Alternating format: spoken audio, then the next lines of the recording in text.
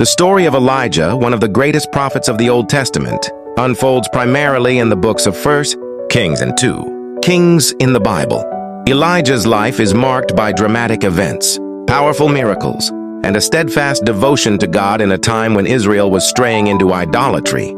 Elijah lived during the reign of King Ahab, c. 9th century BC, one of Israel's most wicked kings. Ahab was married to Jezebel, a princess from Sidon, who introduced the worship of Baal, a pagan deity, into Israel. Jezebel actively persecuted God's prophets and promoted Baal worship, leading Israel into idolatry and turning them away from the worship of Yahweh, the true God.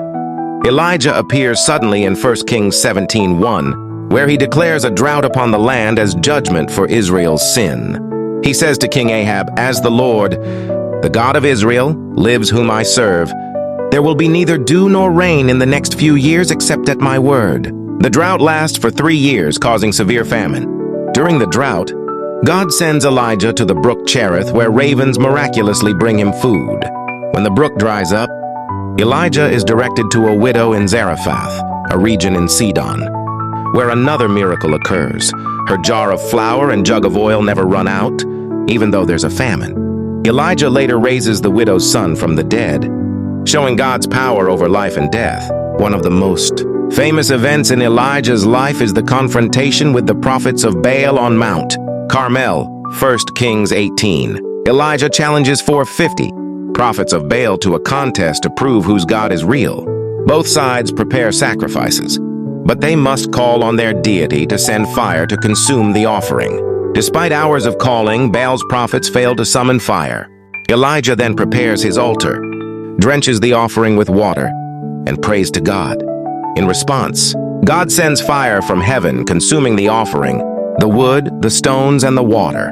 The people of Israel fall on their faces, acknowledging the Lord as the true God. Elijah then orders the execution of Baal's prophets, and soon after, the drought ends with rain. After this great victory, Jezebel threatens to kill Elijah. Terrified, Elijah flees into the wilderness. In his despair, he prays for death, but God sends an angel to provide him with food and water.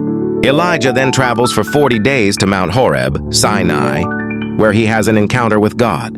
In a dramatic scene, God speaks to Elijah not through the wind, earthquake, or fire, but through a still small voice.